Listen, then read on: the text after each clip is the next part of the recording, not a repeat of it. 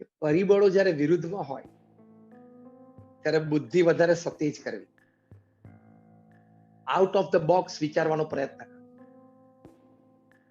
હું રૂટીનમાં તો કરું છું. Can I do something new?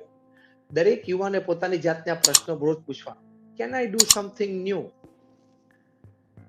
એક સરસ વાર્તા, હકીકત છે, સાચો બનેલો પ્રસંગ તમને કહું, બહુ મજા આવશે તમને. એકવાર વર્ષો પહેલા ફ્રાન્સના પેરિસ શહેરમાં ત્યાં એક હોટલમાં બે મિત્રો જમવા માટે ગયા અને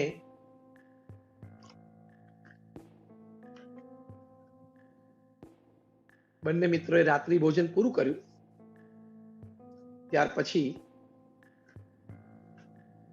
લગભગ 9-9:30 વાગે હોટલના પોર્ચમાં આવ્યા ત્યારે ખબર પડી કે બહાર તો સખત વરસાદ છે અને બરફ વર્ષા થઈ રહી છે. શિયાળાનો સમય હતો, સખત બરફ વર્ષા, અને પોર્ચમાં ઘણા બધા લોકો ઉભા હતા.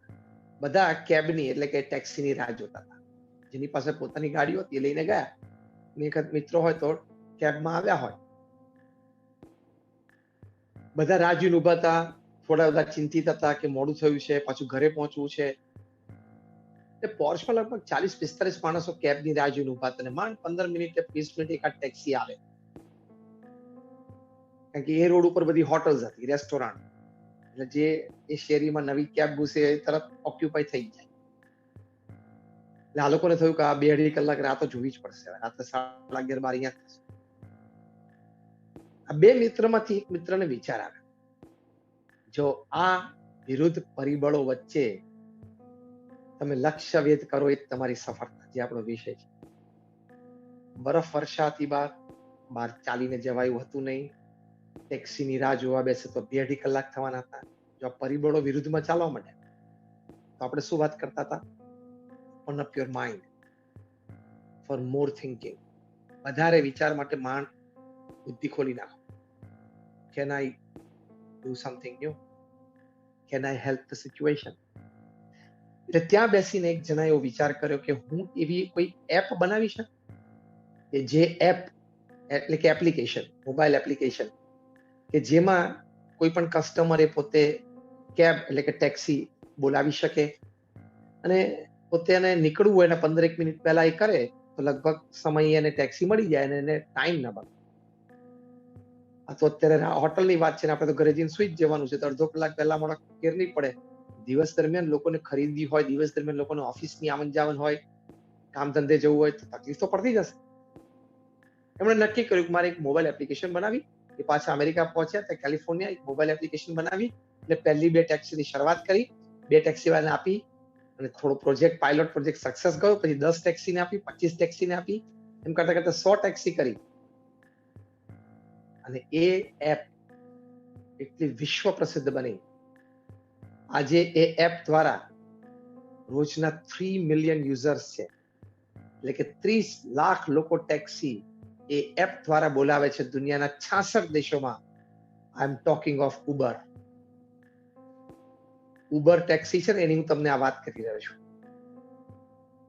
અને જે વ્યક્તિના વિચાર આવેલો એ ઉબરના માલિક ટ્રાવેસ કેલાનિક, એના મિત્ર જે અત્યારે એમને બેક ઓફિસમાં પૂર્ણ રીતે સહકાર, અને બંને પાર્ટનર જ છે, પણ ટ્રેવિસનું નામ એટલું બધું આગળ આવી ગયું અને આ બેક ઓફિસમાં છે, એનું નામ ગેરેટ. ટ્રેવિસ કેલાનિક અને ગેરેટ તે દિવસે રાત્રે પેરિસમાં હોટલમાં 2-2.5 કલાક જે બર્ફીલી રાત, બર્ફીલો વરસાદ, એની વચ્ચે અટવાય એમાંથી આ વિચાર આવે. આપણે જગ્યા બેઠા હોત તો કે ટીવી ચાલુ કર, જોઈએ થોડીક વાર, પતિ તારી જિંદગી ટીવીમાં જ જવાની. કાં તો મોબાઈલ લઈને બેસી જાય, એટલે 2-5 જણા જોડે વોટ્સએપ કરીને 2-5 વિડીયો જોઈએ, પેલી 2-4 વિડીયો જોવાની બાકી છે, 2-4 વિડીયો ફોરવર્ડ કરીએ. એ બધું તમે કઈ ખોટું કરો છો એવું નથી કહેતું. માપમાં થતું હોય, વિવેકમાં થતું હોય તો એ બધું ઉપયોગી છે. What I mean to say, when you encounter a situation which is not conducive to you, try thinking something new. Try thinking something out of the way. Try thinking where I can help the situation. આવો વિચાર કરશો તો તમે કંઈક create કરી શકશો, તમે કંઈક નવું લાવી શકશો. તો પરિબળો જ્યારે વિરુદ્ધ હોય ત્યારે વિશેષ વિચાર કરવો એ પણ તમને સફળતાના માર્ગ પર લઈ જશે. એક બીજો દ્રષ્ટિકોણ તમને શીખવાડો. અત્યારે આપણે આ ડિજિટલ પ્લેટફોર્મથી વાત કરી રહ્યા છીએ. સિસ્કો નામની જે company, American company, it is the heart of internet. અને 2000ની સાલ પહેલા 98-99ની સાલમાં સિસ્કોનું રેવન્યુ હતું $650 અબજ, $650 બિલિયન. આપણે જાણીએ છીએ કે 2000ની સાલમાં .com ક્રેશ આવ્યો. ઘણા બધા તમે યુવાનો બેઠા છો, 15, 17, 18, 20 વર્ષના, તમે જન્મ્યા પહેલાની આ વાત કરું છું, પણ 22, 30, 35 વર્ષના હશે એમથી, અને એ લોકોને આ સમજ વધારે એ વખતનો પણ ખ્યાલ હશે. અને જે નવા યુવાનો છે એ લોકોને ઇતિહાસની દ્રષ્ટિએ ખ્યાલ હશે. તો 2000ની સાલમાં at the turn of the millennium there was a .com crash, એટલે કે સોફ્ટવેર ઇન્ડસ્ટ્રી આખી તૂટી.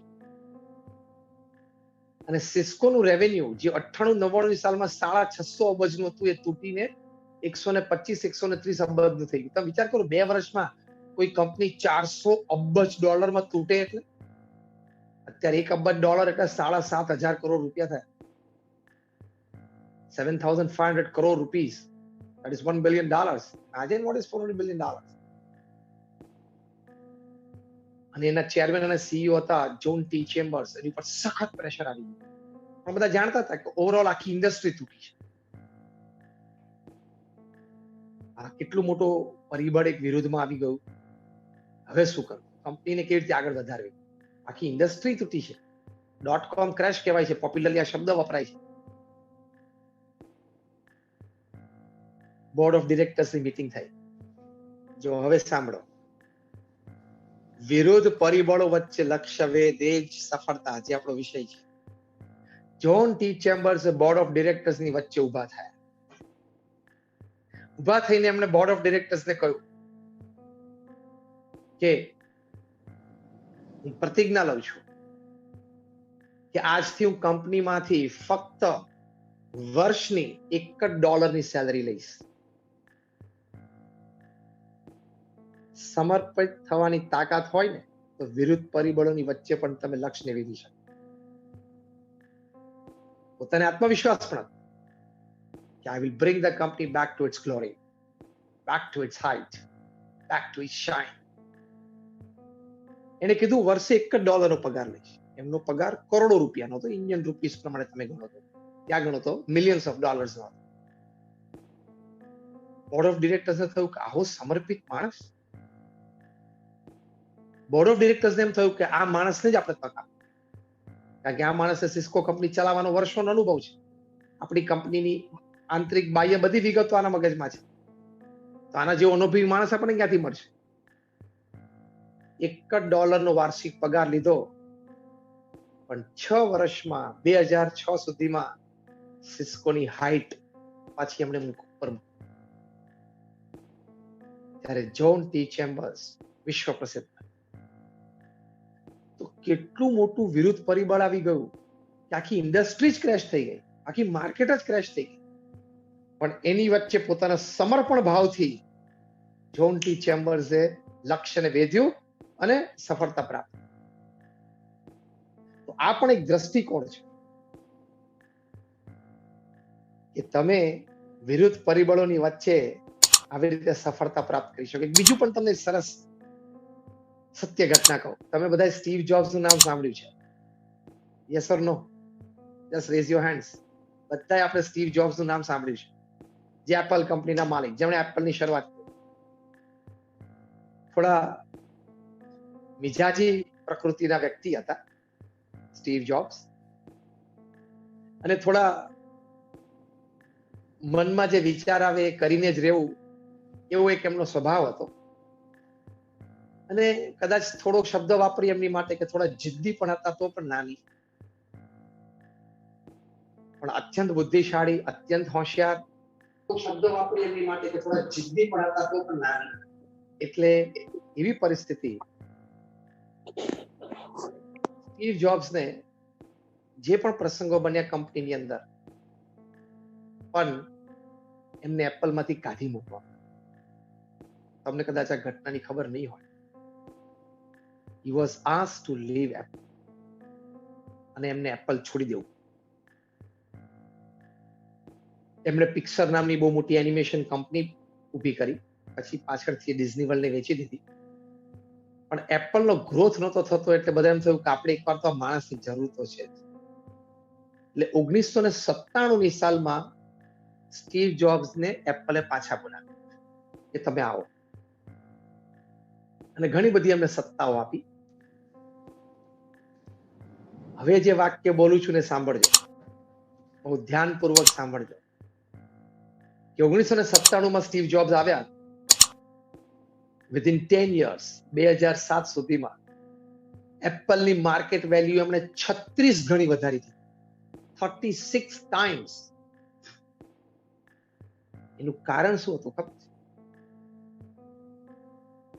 સ્ટીવ હેડ અ પેશન ફોર ક્વોલિટી પ્રોડક્ટ્સ. આ ગુણ પણ તમને અનેક વિરુદ્ધ પરિબળોની વચ્ચે સફળતા અપાવશે કે હું હંમેશા ક્વોલિટી પસંદ કરીશ.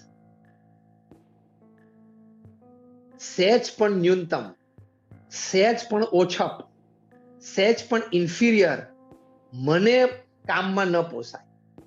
ક્વોલિટી તો